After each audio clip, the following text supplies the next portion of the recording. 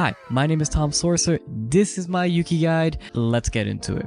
So for those who are unfamiliar with this type of video, we did make one about a week back with Shoichi. If you're interested in playing him, make sure to check out that video. But the whole premise of this is not to be talking about builds or a very specific playstyle to a build, but rather as more of a general character overview. This is a video definitely targeting new players trying to pick up a character for the first time. And since we did make a YouTube poll prior, asking you guys what you wanted to see, well, Yuki just kind of won fairly easy. I mean, not much of a surprise. Yuki is definitely a fan favorite among the community, and there's a very clear reason why. He is the anime pro tag of Return Black Survival. He is a character that is just so flashy to play as, especially if you're playing one of his two weapons, and those weapons are two-handed and dual swords. Two-handed is more of a mid-rangey kiting playstyle. You're gonna go in and out of fights, you're gonna try and weave in auto attacks, try to use your Q to auto resets,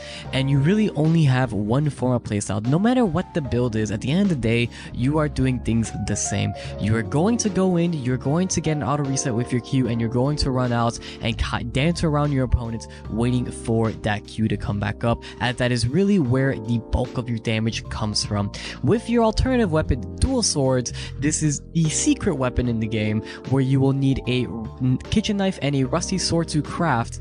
You actually have one of two playstyles that you can utilize. The first one is an auto attack heavy crit based build. Since every auto attack counts as two, crit is very strong with dual swords, and since they are so fast to build, Yuki can definitely try and pick up a lot of early kills. This is definitely more of a feast or famine type of playstyle, but the alternative to this is the amp build, where we utilize our weapon skill Rampage.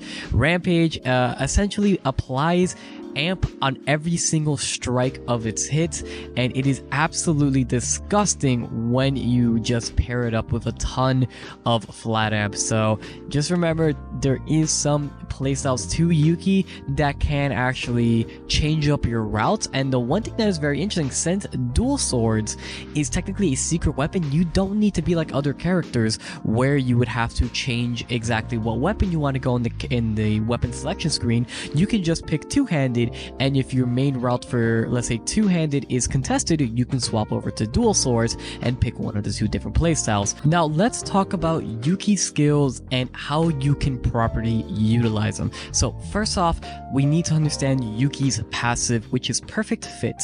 So the passive reads as following: Yuki stores cufflinks as a resource, and upon damaging an enemy, he consumes the cufflink, dealing additional true damage.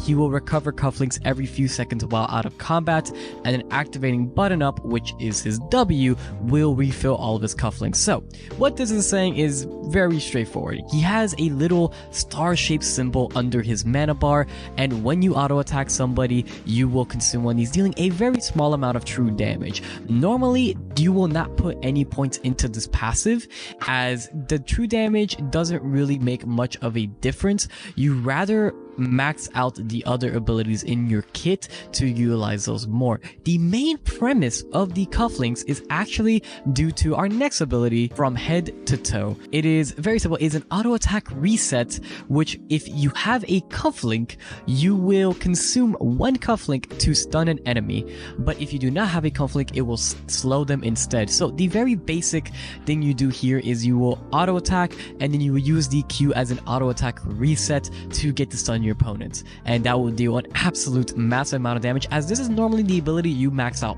first. This is your bread and butter. This is the most damage in your kit, pretty much no matter what type of playstyle you are going, unless you're going more of the amp dual swords variant. And then Yuki's W is going to be, as we mentioned earlier, button up. This is quite the long cooldown, but despite its heavy cooldown, it can be reduced every time Yuki deals damage to his opponent. So Yuki's kit does reward him for playing kind of aggressive to get those cufflinks back up, but also the main part of this ability is when you activate it, you will reduce the cooldown of his E. But while also, the cute little thing with this, while it is channeling, it's not something you're going to be really noticing, but his defenses are actually increased for a short amount of time during the channel. And after the channel is done, he will regain all of his cufflinks. So like we mentioned earlier, not to go too crazy with this, the main premise of this W is either going to do one of two things. It is either for you to get your cufflinks back, or is for you to nearly reset the cooldown of your E Dashing Gentleman. So Dashing Gentleman is Yuki's main skill. I'm sure if you played against any Yukis, you've seen him use it against you a million times. It's the dash. It is the dash where if he hits you, you will get disarmed, meaning you will no longer be able to auto attack during that duration. And if he hits you with the Dashing Gentleman, he will actually reduce the cooldown of it by a small amount. Now, here's the kicker here. If he uses Dashing Gentleman and doesn't hit an enemy, it will actually be on a very high cooldown. So if you are playing against Yuki, try to make sure to avoid the Dash Gentleman, as it will leave Yuki quite vulnerable for a long time. But Yuki is, even without that, very hard to catch regardless, as like we mentioned earlier, button up does nearly reset the cooldown of the Dashing Gentleman. So especially in tandem with that Q that can stun you, having Dashing Gentleman to run away, having the W to reset Dashing Gentleman, and the Q being on such a low cooldown, that is kind of how Yuki plays. He plays very much like a kiting auto attacker. He is someone who likes to be chased and is very good while on the chase as well. And lastly, Yuki's ultimate ability is coup de grace, which is one of the strongest ultimates in the game, especially in team modes. This ultimate is such a massive AoE, and it has two parts to it. The first part, it deals an initial damage that slows enemies that were hit by it, and then afterwards it will apply a mark. When the mark procs, it will deal true damage equal to a % of the enemy's maximum HP. And this thing, if you are able to hit this on 2 or 3 enemies in a squad game, you are going to absolutely annihilate them. But even in Souls as well, this does an absolute ton of damage, and it is disgusting what you can really do with this. Now, as for little combos, Yuki is a pretty linear character. He doesn't exactly have too many combos to his name, but you do have some bread and butter things that you can do. So, the main one is going to be utilizing that Dashing Gentleman to dash into your opponents, getting an auto attack off, using the Q to reset the auto attack, get the stun off, and then you can nearly guarantee a coup de grace if they are in front of you. But do be wary here that certain matchups can either jump out of it, or maybe teleport behind you. Say if you're playing against a Luke could very easily press E on you and then behind you to avoid that ultimate. The ultimate is a channel, so you will be self-stunning yourself during the duration. So make sure to use it when you either know that your opponent doesn't have any mobility skills left in their kit, or you know for a fact that you can guarantee this during the stun animation. Maybe some people have a longer wind up for their dashes than other characters, and this is going to be something you're going to have to play around a bit with to really understand when you can use its ultimates and when it's going to whiff. Other little things you could do with coup de grace is actually use it over walls if your opponent can't see you, and you kind of can snipe them within the sense. So if you were to use this near a wall, your opponent in the fog of war won't see the channel. All they will hear is the animation, but if they're none the wiser, they could easily walk into this. So something you'll see very commonly is in squads, you'll see a team of 3 curl up in the bush and use this ultimate to try and bait out an opponent and just absolutely demolish them. Now, of course, another little thing Yuki is very, very good at is running away. Yuki is one of the most annoying characters in the game to catch. Even though he can go over walls, in combination with his pretty much every kit that every button in his kit that isn't his ultimate, he can run away for free. So with utilizing stuff like Dashing Gentleman, Button Up, and Head to Toe, you can kite out opponents forever. So if you are behind as Yuki, don't feel too bad and don't feel like you are going to get absolutely destroyed and you have no hope. You can very much run away and try to get back into the game.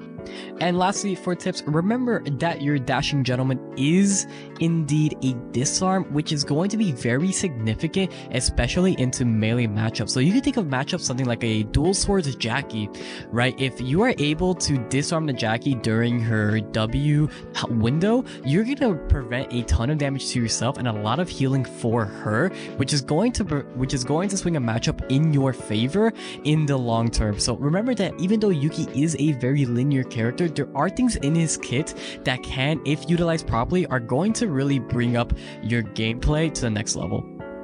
Now let's talk about Yuki's skill ordering. He really only has 2 variants.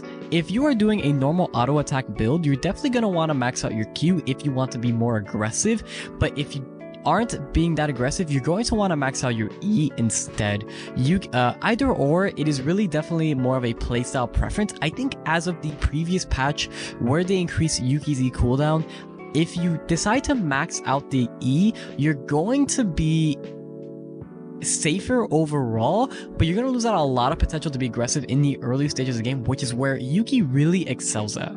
So personally, I would recommend maxing your Q first, your E, your W, and then of course putting points in your ultimates whenever, and lastly putting points into your passive. If you are playing something like the Amp Dual Swords build, I would recommend maxing out your E first, as that is going to be where a bulk of your damage comes from, and tying in multiple E's is where you're going to get the most amount of damage. Everything else will stay the same, so we're going to do maxing out their E, Q, W, ultimates whenever, and then lastly our passive. Now this final section is probably the hardest one to really talk about, because Yuki is a character who, while being very linear and very straightforward and simple in what he does, he's actually a character who can also utilize most of the pieces of gear in this game to a very strong degree. So I want to bring up a special note to some of the gears that Yuki can really abuse. The first one namely being Dragon's Dobak. While being a piece of gear you normally don't route for, if you are able to find it, say off of an airdrop or off of one of your opponent's bodies, you should definitely hold on to this. This is going to extend your range massively, while also giving you a little bit of CDR and SP regen, and is going to help you kite out fights really well, as Yuki has a good amount of SP issues, especially if you are spamming your abilities a ton. But the main component about this is that bonus attack range.